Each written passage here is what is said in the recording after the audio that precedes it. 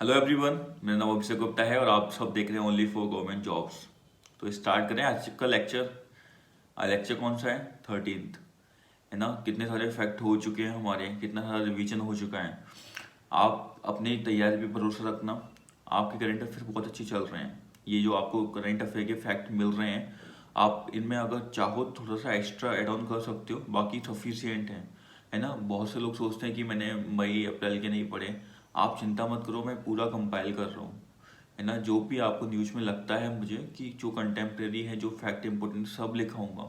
साल भर में हमारा कंप्लीट हो ही जाएगा, ठीक है। लास्ट तक आपको सब कुछ मिल जाएगा। आप बस रिवीजन करते रहो और डेली थोड़ा थोड़ा मेहनत करोगे ना, तो पता नहीं चलेगा कब हो गया। हम क्या करते हैं, लास्ट टाइम पे करेंट अफेयर उठाते हैं बाकी स्टूडेंट, पर आप ऐसा नहीं कर रहे हो। आप मेरे साथ डेली बेसिस पे रिवाइज कर रहे हो और करेंट अफेयर लिख रहे हो। लास्ट टाइम पे रिवाइज करते हैं, लास्ट टाइम पे मैगजीन उठाएंगे, उनको पढ़ते हैं, तो ना तो रिवीजन हो पाता है ना याद रहता है। ठीक है, चलो स्टार्ट करते हैं। पहला, हैदराबाद डिक्लेरेशन याद रखना बस किसके लिए है? ई गवर्नेंस के लिए। सेकंड, रेड सैंडर्स, पुष्पा, देखा था ना। तो ये कहाँ पे एंडेमिक है? ईस्टर्न घाट्स में। और एंडेंजर्ड है आईयूसीएन में, शेड्यूल 2 में आते हैं, डब्ल्यूपीए में, और अपेंडिक्स 2 में आते हैं साइट्स में। निसार एक अर्थ ऑब्जर्विंग मिशन है, किसका? नासा का और इसरो का। सुभाष चंद्र बोस, मैं सुप्रीम कोर्ट बोल रहा था।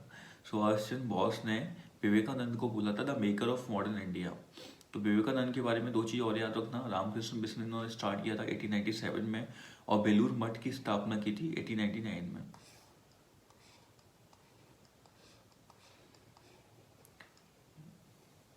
नेक्स्ट आपका अफ्रीका। तो अफ्रीका में आपका इंफ्रा इन्वेस्टमेंट प्लेटफॉर्म है ये, अफ्रीका 15, है ना, याद रखना। नेक्स्ट आपका लोक अदालत डेल्ट विथ। तो किस चीज़ से डेल्ट करती है हमें याद रखना है, क्योंकि कुछ ऐसा पूछते हैं कि लोक अदालत इससे डेल्ट करती है क्या, मतलब इससे डील करती है क्या, तो हमें पता होना चाहिए एटलीस्ट, है ना। तो land cases, yes. Family disputes, okay. Compoundable criminal offences, okay. Motor accident claim इससे भी करती है। और लास्ट में केसेस विच आर नॉट सब्जुटाइज, ठीक है। इन सब में अगर कोई भी केस आता है तो लोक अदालत इन्वॉल्व हो सकती है। नेक्स्ट आपका ग्लोबल रिस्क रिपोर्ट आई थी 2022 की। कौन लेके आता है? World economic forum. कब बना था? 1971 में। इसका हेडक्वार्टर कहाँ है? जेनेवा, स्विट्जरलैंड में।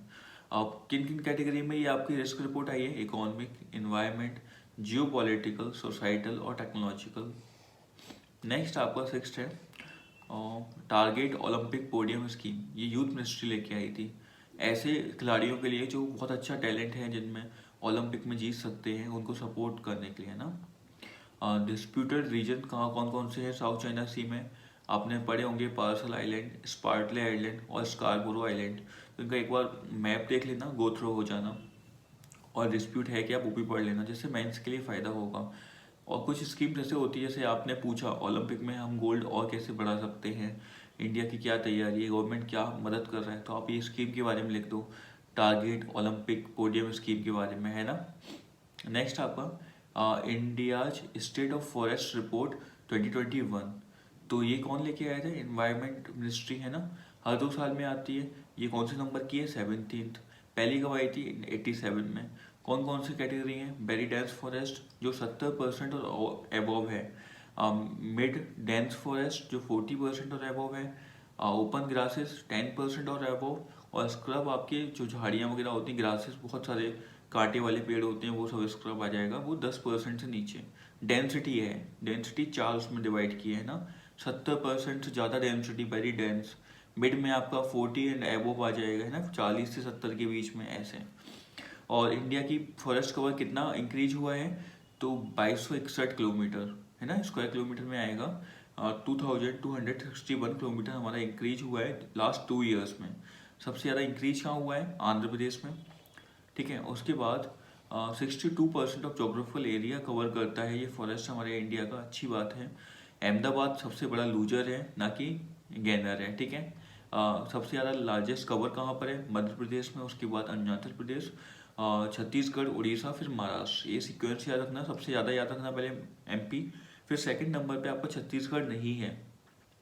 इशू क्या रहता है कि एमपी छत्तीसगढ़ बगल बगल में, तो हमें लगता है वो और वो बगल में, तो सेकंड पे यही होना चाहिए, पर ऐसा नहीं है, अरुणाचल प्रदेश है सेकंड पे, ठीक है।